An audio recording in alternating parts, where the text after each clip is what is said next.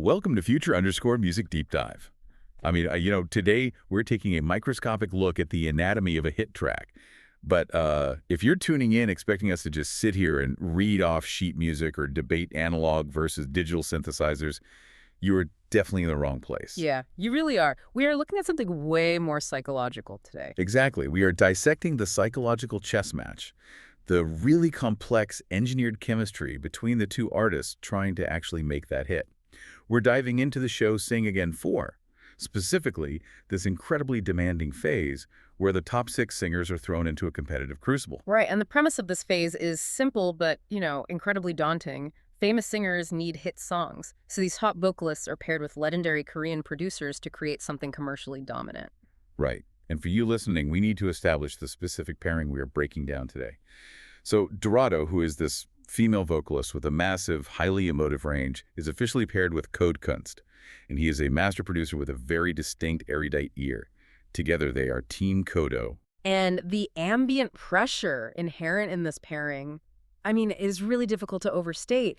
You have Dorado, who is navigating the sheer suffocating weight of the survival show competition.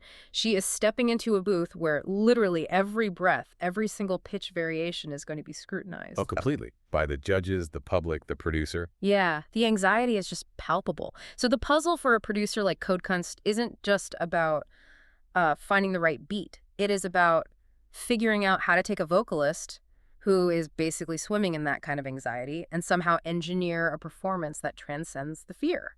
Which means he has to actively work to reduce the suffering and the stress of the studio before a single note is even tracked. She does it by, actively increasing their mutual understanding. Exactly. Which brings me to the fundamental question for you today. Oh. When you have a vocalist stepping into the booth with a legendary producer under these circumstances, how much of the final hit is determined by technical skill? And how much is determined by, what they talked about at dinner the night before? Okay, I'm going to push back on the premise of that question entirely. Wait, really? Why?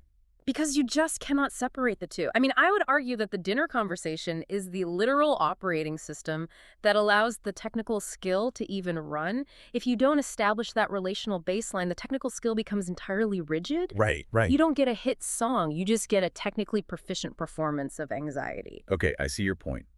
Let's test that theory by looking at the specific mechanics of this ice-breaking dinner between Dorado, which happens the night before the recording. It runs from the start of the clip we're looking at to about the 1 minute and 21 second mark. Yeah, and on the surface, it looks like standard reality TV filler, right? Totally.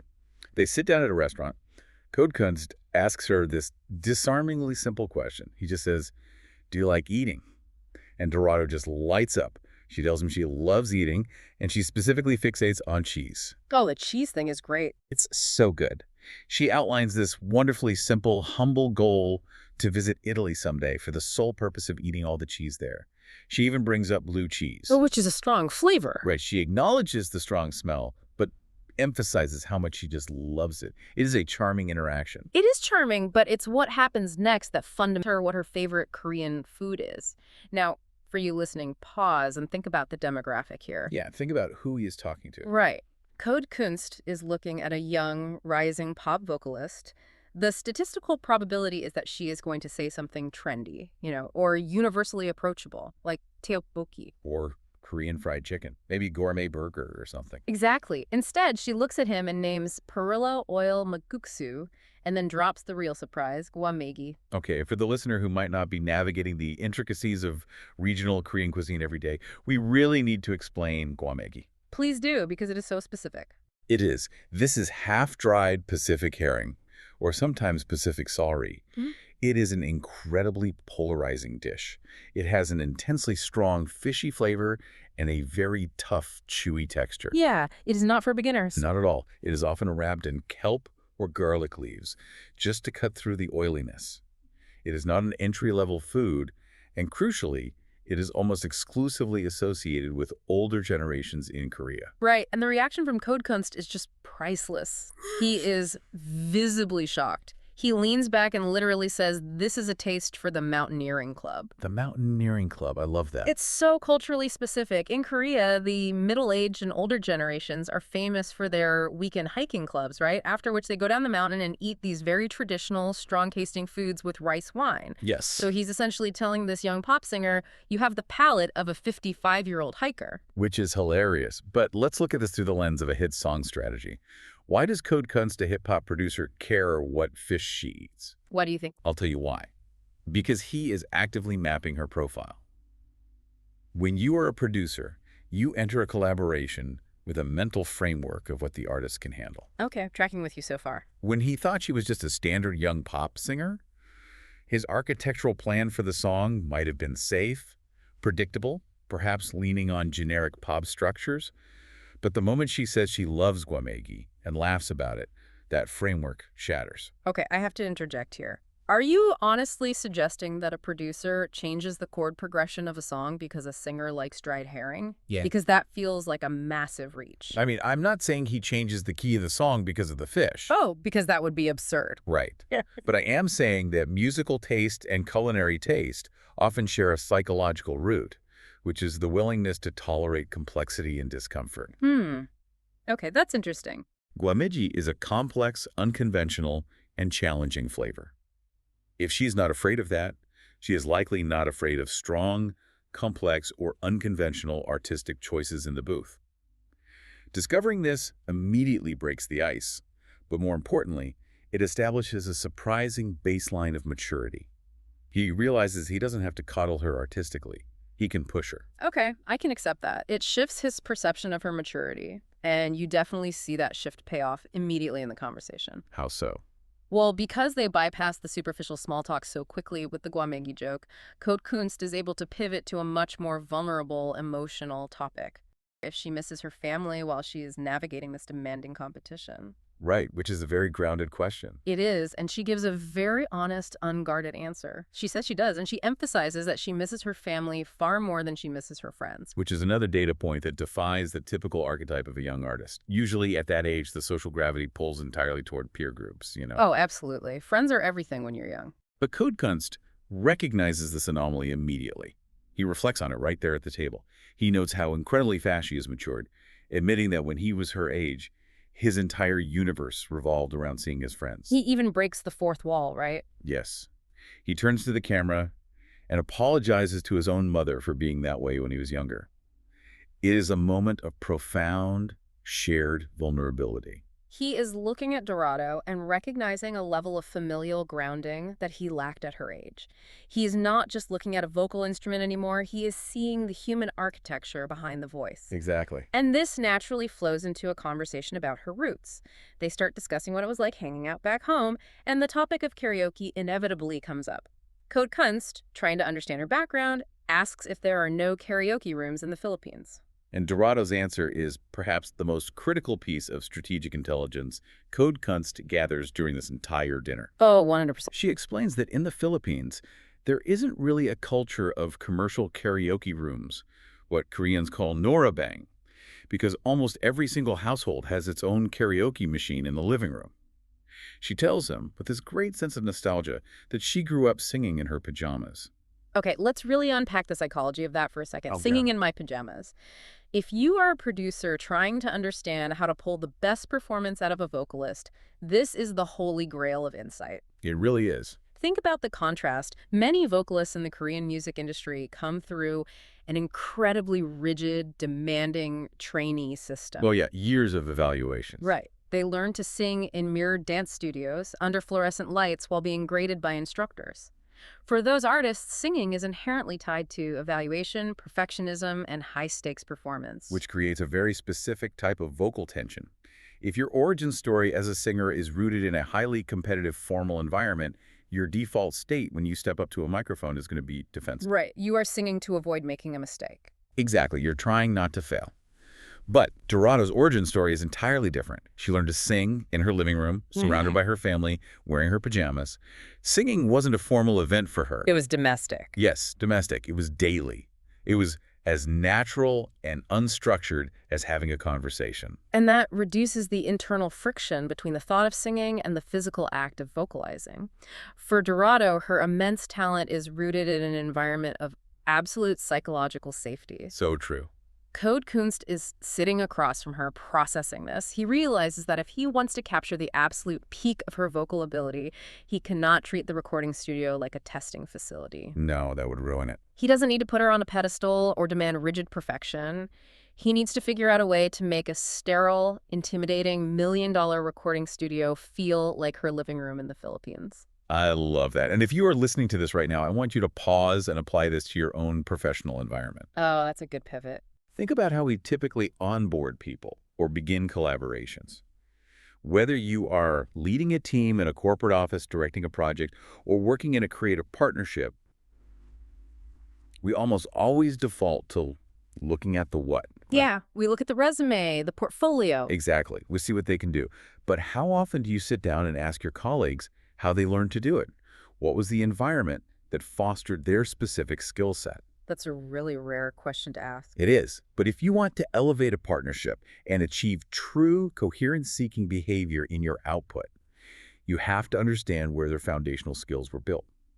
Code Kunst isn't just making small talk here. He is actively seeking coherence between who she is as a person and who she needs to be as an artist on his track. He is gathering the blueprints. But as we move into the next phase of the clip, we see that having the blueprints and actually building the house are two entirely different challenges. Oh, completely. The dinner established a polite, safe, theoretical understanding. But the real test of this newly formed bond happens the next morning. The sun comes up, the reality of the recording session looms, and the ambient anxiety we talked about earlier starts to flood back in. Which brings us to the morning preparation, starting right around the 1 minute and 22-second mark. We get this highly endearing self-cam vlog footage from Dorado. It is so sweet. It's 7 a.m. She is in a kitchen, humming quietly to herself, and she is baking. Specifically, she is making butter rice cakes to bring to Code Kunst. She is meticulously mixing the batter, looking at the camera and whispering, "What if I mess this up?" Yeah, she is so focused on it. She explicitly states her motivation, too. She is baking these because she is worried that Code Kunst's energy will drop during the grueling recording session. I really want to look at the emotional profile of this action.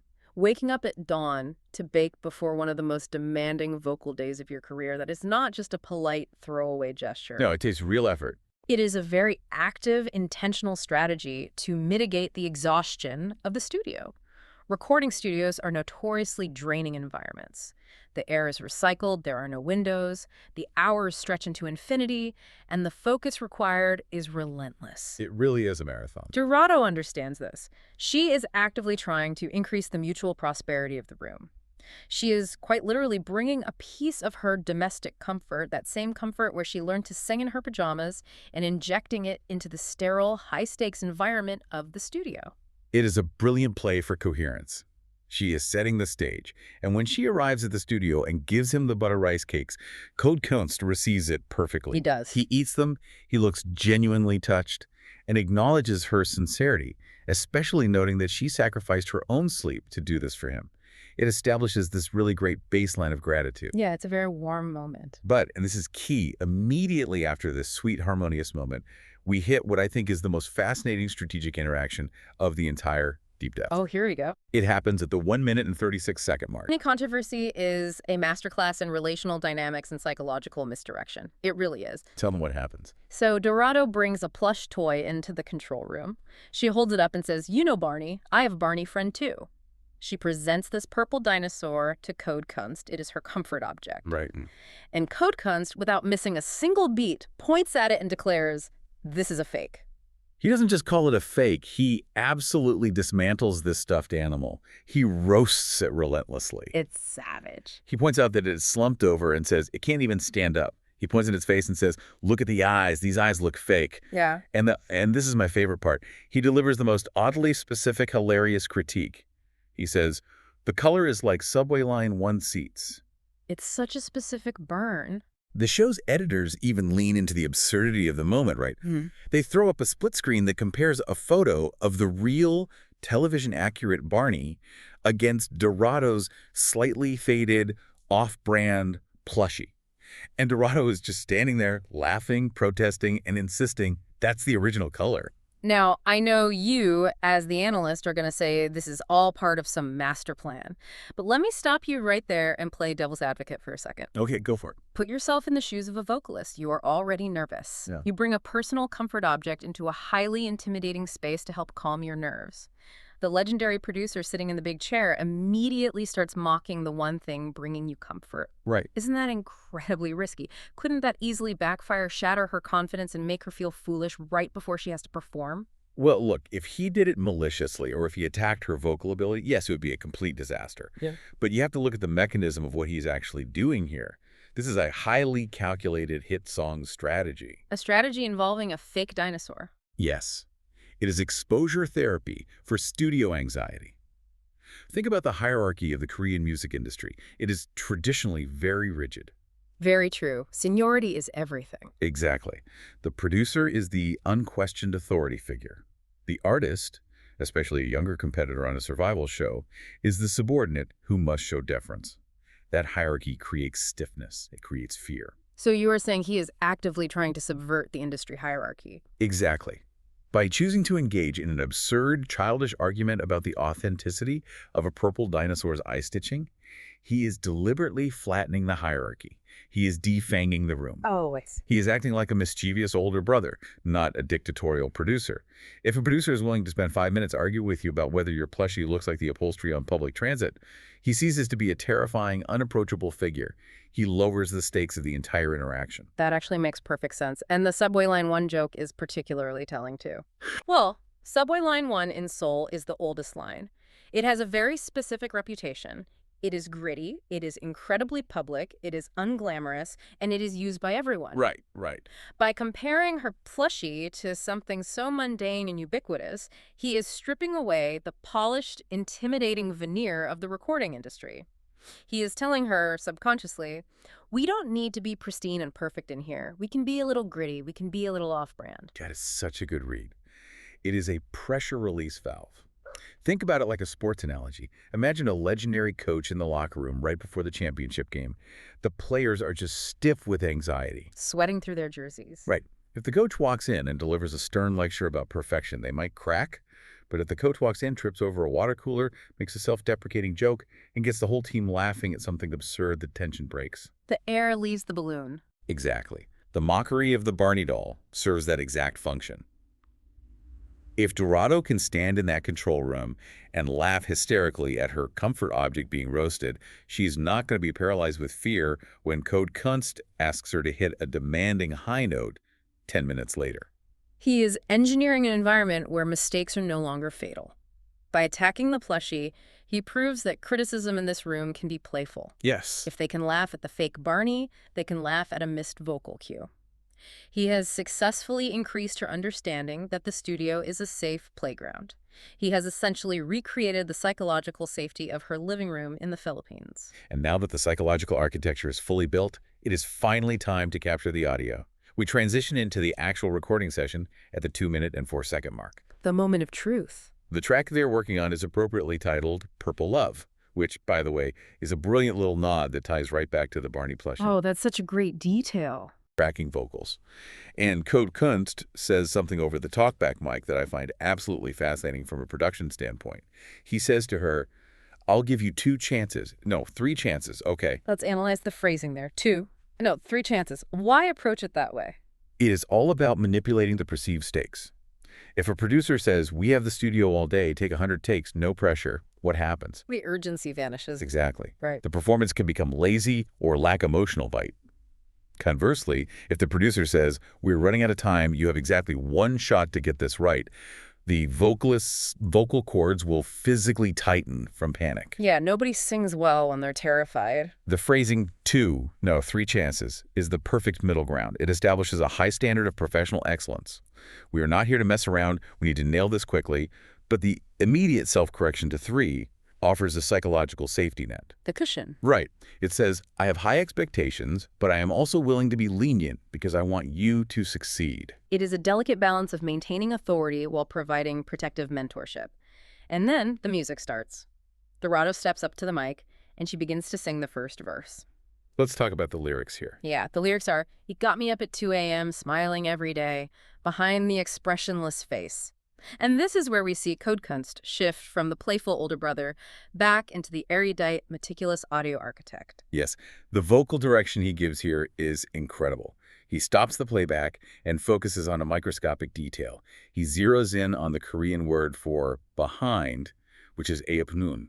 Okay. He tells her, try to pronounce the behind a bit more softly, more weakly. Then later in the verse, he directs the rhythm. He points out the line, then who consoles me, hiding every day? And he says, the needs to be a bit faster. I really want to focus on that first note, asking a powerful vocalist to sing a word more weakly. Why does a producer do that? I mean, to the average listener, you might think a hit song needs to be belted out at maximum volume the entire time. That is exactly what separates a good singer from a great hit song. A good singer will belt out the notes with perfect pitch, but a master producer understands the psychoacoustics of the human ear. Psychoacoustics, right. If a song is loud the entire time, the ear adjusts, and it eventually sounds flat. It lacks narrative. By explicitly directing Dorado to pull back and sing the word behind softer, more weakly, Code Kunst is artificially creating dynamic contrast. Explain how that works in the listener's brain for those who might not know. Sure. So when a vocalist suddenly drops to a near whisper on a track, the listener's ear has to metaphorically lean in. It demands closer attention. The microphone preamp has to capture that delicate vulnerability, which creates a sense of profound intimacy. Like they're right next to you. You feel like the singer is whispering a secret directly into your ear. By pulling the energy back on the word behind, Code Kunst is hollowing out the sonic space right before the track eventually swells into the chorus. Oh, wow. Because she got quiet, the subsequent loud section feels mathematically louder and more explosive without actually changing the master volume. That's brilliant. He isn't just correcting her pitch, he is sculpting the emotional pacing of the lyric. He is placing the sonic pillars exactly where they need to be to support the weight of the track. And this is where we see if the dinner and the Barney joke actually worked. How does Dorado, a relatively young competitor, under immense pressure react to this highly technical, microscopic criticism from a legend? This is the best part. She doesn't get defensive, she doesn't apologize profusely or shrink into her shell. Instead, she absorbs the note, smiles, and playfully asks over the mic, "Shall I do it one more time?" But she does it with this very specific, exaggerated, almost cartoonish tone. And Code Kunst completely breaks character and bursts out laughing. Yeah. He asks her where on earth she learned that specific vocal inflection, pointing out that she sounds exactly like an actor in an old, badly dubbed Korean movie. It's such a random, funny observation. They end up laughing together and shouting, 1, 2, 3, one more time, in unison. That moment is the definitive proof of concept. The strategy worked flawlessly. She is receiving highly technical, demanding direction, and instead of freezing up, she feels comfortable enough to turn the interaction into a comedic bit. The friction is entirely gone. They have achieved absolute coherence. I also want to draw attention to the spatial dynamics at play during this recording session, because it contrasts so beautifully with the earlier scenes. Think about the dinner. Okay. At the restaurant, they sat across a wide table. There was a physical distance between them that mirrored the polite, respectful distance of their new relationship. But here in the studio, the architecture of the room forces an incredibly tight, intimate feedback loop. Right. She is enclosed in the isolation booth behind thick glass. He is sitting at the massive mixing console. They are physically separated by soundproofing, relying entirely on the talkback microphones, the studio monitors, and intense eye contact through the glass to communicate. It is an environment that amplifies every subtle cue. And if you watch Code Kunst's physical response to that space, it tells the entire story of the session. When they first start fracking, his body language is tense. Very analytical. Right. He is leaning forward over the console. His posture is critical. You can tell his ears are highly attuned, searching for every microscopic flaw in the pitch or the timing. He is managing the process. But then we hit the chorus. Dorado starts singing, "If you're floating with me in this space again, yeah, I want to say how I feel inside." And as her voice fills the control room, you see Code Kunst undergo a complete physical transformation. Tell me about it. He stops leaning forward. He slowly relaxes and leans all the way back into his heavy studio chair.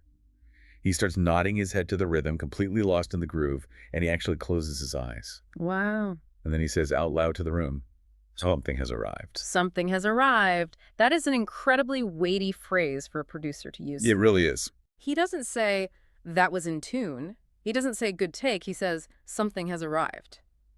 It implies that the intangible, elusive magic that defines a hit song has finally entered the physical space of the room.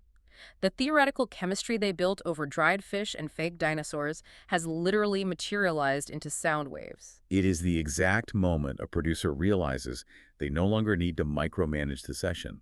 The artist has fully internalized the architecture of the track. Which is the goal, right? Yes. Yeah. You see this validated just moments later when he asks her to record the ad-libs for the end of the song. He doesn't give her precise notes anymore. He just says, just do it all now.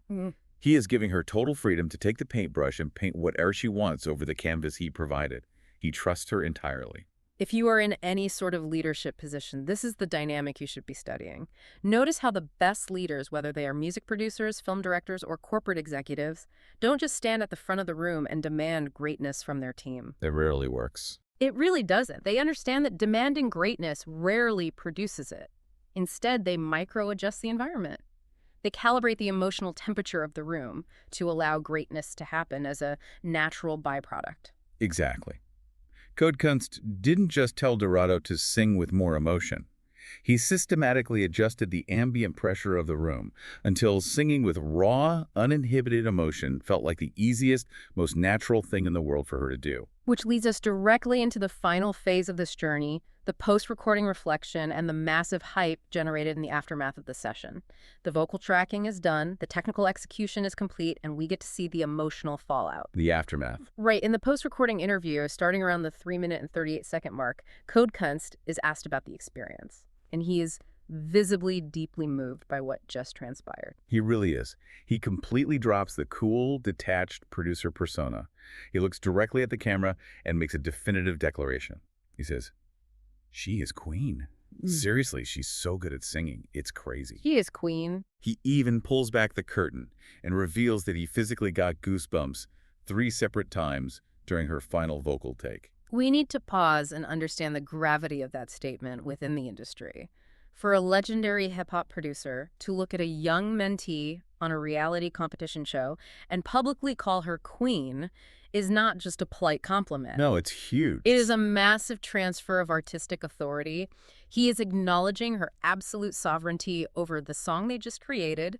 He is stepping back from his role as the mastermind architect and bowing to her execution as the vocalist. It is the ultimate endorsement. But because we're talking about the strategy of a hit song, we have to recognize that it is also a deeply calculated public relations move. How so? He follows up this profound praise with a moment of brilliant strategic bluster. He says to the interviewer, with Dorado sitting right next to him, that if they end up getting 6th place in the Sing Again 4 competition, he is going to cause an absolute scene. I remember this. He threatens to walk out of the venue and yell at the judges, "Is this even music?" And Dorado is just sitting beside him laughing and saying, "Understood." Now, why does he do that? Is he genuinely planning to throw a temper tantrum on national television? Of course not. That bluster serves a very specific structural purpose in the life cycle of a hit song. By drawing a line in the sand and threatening to cause a scene if they lose, Code Kunst is transferring his own immense, unshakable industry confidence directly onto the track, and more importantly, directly onto Dorado. I see. He is acting as a human shield against the judges, the critics, and the inherent cruelty of the reality show format. It is a protective mechanism. He is telling the audience and the judges, if you don't like this song, the problem isn't the singer. The problem is your ears. Precisely. He is guaranteeing the hype surrounding their collaboration. Think of it like a renowned, established film director producing a debut indie film for a young, unknown filmmaker. If the veteran director goes on a press tour and says, "If this kid doesn't win a major award, the industry is broken," it forces everyone to pay attention. It is an incredible display of faith that commands respect. It really shapes the narrative. By elevating her so aggressively in the public eye, he ensures that the track will not be ignored. He is actively working to increase the prosperity of both artists, ensuring her undeniable vocal talent gets the recognition it deserves, while simultaneously framing his own production work as a misunderstood masterpiece if it doesn't win. It is a win-win strategy. It all circles back to the core premise we started with. Song Purple Love required a perfect, seamless coherence between two vastly different elements. So true. On one side, you have the erudite, precise technical architecture of Code Kunst, his ability to dictate the microtiming of a single syllable, his understanding of dynamic contrast, his spatial awareness in the studio. The technical mastery. Right. And on the other side, you have the deeply human, vulnerable, emotional profile of Dorado, her willingness to bake rice cakes at dawn, her ability to laugh at her own comfort object, and her capacity to translate her domestic comfort into a vocal performance. If they hadn't shared that plate of half-dried herring at dinner, Code Kunst would never have realized she had the maturity to handle complex direction. Exactly. If they hadn't discussed the karaoke machines in the living rooms of the Philippines, he would never have understood that the foundational root of her voice was domestic safety, not formal training. And if he hadn't known that, He might not have realized that playfully mocking a fake Barney plushie for looking like Subway Line 1 seats was the exact psychological mechanism required to make her feel at home in a sterile vocal booth. they bypassed the superficial pleasantries that usually bog down these collaborations and engaged in a direct, unvarnished delivery of authenticity. Code Kunst actively reduced the ambient anxiety of the competition. He really did. Dorado brought warmth and sincerity to a grueling environment, and the resulting performance was so powerful that it literally gave a veteran producer goosebumps 3 times on a single take. Which leads us to the final concept for you to mull over as we wrap up this deep dive. We so often think of hits, whether that means a literal hit song on the Billboard charts, a wildly successful product launch at your company, or a major breakthrough in a team project as mathematical formulas. Yeah, we think it's just science. We think they are engineered in sterile labs, driven entirely by raw data, flawless technical execution, and relentless pressure. But if we learn anything from Team Kodo, it is that the real formula for a hit starts long before the microphones are turned on, the code is written, or the meeting begins. It starts with the human element. It starts with the willingness to share your strangest, most unconventional tastes. It starts with the humility to let someone laugh at your vulnerabilities. And it requires leadership that focuses on building a space where someone feels psychologically safe enough to swing for the fences and give you goosebumps. That's the real secret. So look at your own life, your own teams, and your own collaborations. Are you spending all your energy building sterile labs focused purely on technical output? Or are you actively building environments where true, harmonious chemistry can actually thrive? Thank you for joining us on this future_music deep dive. Keep seeking out those unexpected connections.